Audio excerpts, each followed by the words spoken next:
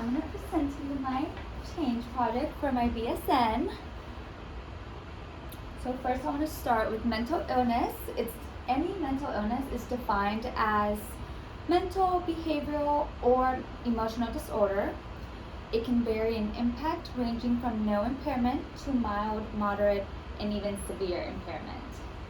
A serious mental illness is defined as mental, behavioral, or emotional disorder resulting in serious functional impairment which substantially interferes with or limits one or more major life activities.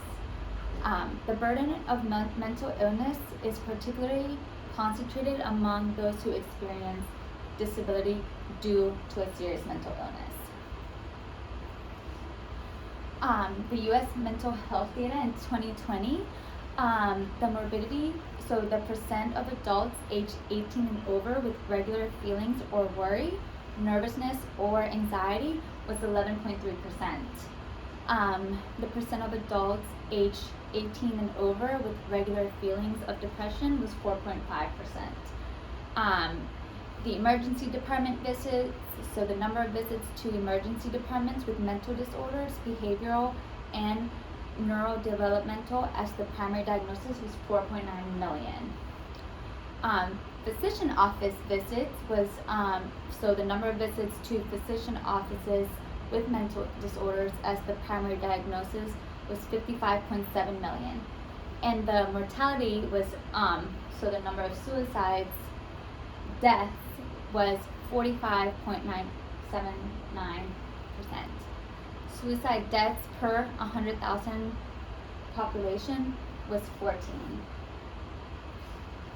So research shows that mental illnesses are common in the United States, affecting tens of millions of people each year. Estimates suggest that only half of people with mental illnesses receive treatment. These statistics come from mental illnesses such as autism, major depression, PTSD, any anxiety disorder, bipolar disorder, OCD, schizophrenia, ADHD, eating disorders, personality disorders, and suicide. Almost half of Americans do not seek professional help for their mental disorders. This is because mental illnesses are simply not as concrete as physical illnesses. They are often not taken as seriously. Contrary to this popular belief, mental illnesses are actually diseases that must be treated as seriously as physical disease, such as cancer or heart disease. The percentage with clinical level mental health challenges are not seeking help in the United States. So as you can see, over 30% lack of confidence in mental health treatment and lack of knowledge. Over 20% prefer to self-help, which could be with alcohol or drugs, and unfortunately also over 30% is lack of affordability and access to it. And finally, over 20% is that stigma that I mentioned before. So why does this stigma exist? Stigma arises from a lack of understanding of mental illnesses, so ignorance and misinformation. And also because some people have negative attitudes or beliefs toward it, so just the prejudice that has existed for the past hundreds of years. This can lead to discrimination against people with mental illnesses. So the goal would be to, one, normalize mental health issues for patients of any age and gender. Have patients feel more comfortable to address an issue when it begins rather than when it's too late because of the stigma surrounded around mental health issues. And normalize and acknowledge that every individual reacts to situations differently and they should not be embarrassed or ashamed of their reactions to why they feel that way. So my change project plan would be to, open conversation with the patient who is here for their annual physical. This will allow us as healthcare professionals to further assess the patient and their overall health.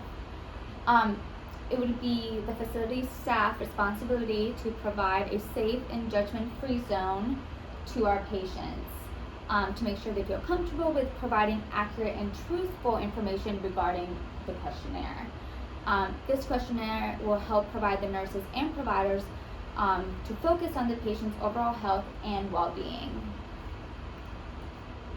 So what's the PHQ-9 assessment? Well, as you know, it's a brief 9 to 10 question self-administered questionnaire that assesses depression symptoms.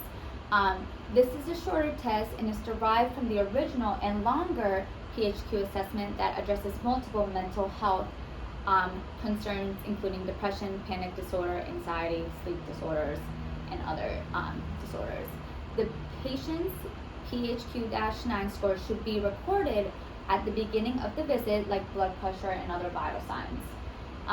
This assessment will allow the provider to assess, evaluate, and implement a plan that the provider sees appropriate and, of course, that the patient agrees upon. So how will we do that? So screening with the PHQ-9 assessment, the patient of any age, gender, insurance, etc., the PHQ-9 score should be recorded at the beginning of their visit, and just like we would do the blood pressure and the rest of the vital signs. The PHQ-9 can be filled out two ways, so directly handing a copy to the patient to complete on their own, or being administered by the staff verbally as in the rooming process. Studies have shown that patients can successfully fill this form by themselves and do not always require assistance. If this is being administered verbally, it is crucial that the administrator asks the questions to the patient exactly as it's written on the form to ensure accurate data. So this is what the PHQ-9 form looks like, and this is how we would score it. I did do a good amount of forms to our regular patients that came in, and they were happy to fill them out and everything. So why would we do this? The benefits that come from the PHQ-9 form, one, it would open the door for patients to realize that their mental health is just as important as their physical health. It would open the patient's mind in hopes to normalize the mental health and end the stigma that comes with it. It can provide the patient with the realization of the struggles that they have been facing that they may not even realize that they've been facing. And then it can provide the proper treatment for these struggles and prevent the negative outcomes that may come with untreated mental health issues, i.e. addiction, attempted suicide, and of course death. By addressing this before it is too late, it can help alleviate the amount of patients that are seen in the emergency rooms and mental health facilities. The evaluation. So the evaluation and summary of change, patients in the facility of any age, gender, insurance who came for their annual physical were very open to completing the PHQ-9 form. They answered the questions to what they report was their truth, and then the patients included what symptoms they were experiencing. For example, anxiety, back pain, depression, insomnia, etc. Patients included how they treated their symptoms that they were experiencing. So Valium, Percocet, Advil, melatonin, alcohol, marijuana, and CBD oil is what was mentioned regarding our patients. The impact it could take in nursing would be, it would provide nurses with more information about their patient, mental, and physical health. Provide nurses with more knowledge with other forms of over-the-counter treatments that help their patient, that eventually they could pass back to other patients that they could try. So, melatonin, CBD oil, stuff like that could work for another person that they heard from somebody else. With that information, you can try the over-the-counter stuff first before they need to go to a prescribed medication. Some patients don't want to do the prescribed medication route, so it just gives them that information to begin with. Lastly, of course, hospitals and mental health facilities will hopefully have less patients and therefore more resources to help the ones that are already inpatient. Impacts for the facility and its patients. So for us, we could be continuing to implement this PHQ-9 form for our patients, gather information, and provide the necessary care and measures that a patient needs. Patients will acknowledge this form, answer it to their best of their ability and honest ability. Patients will pass this, experience along to their friends and loved ones with what they were experiencing and what measures were taken because of what they were experiencing. So that could lead to hopefully others who are experiencing the same symptoms acquiring care before it's too late.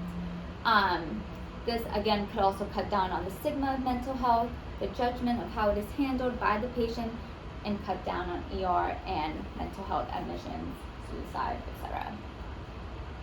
And these are my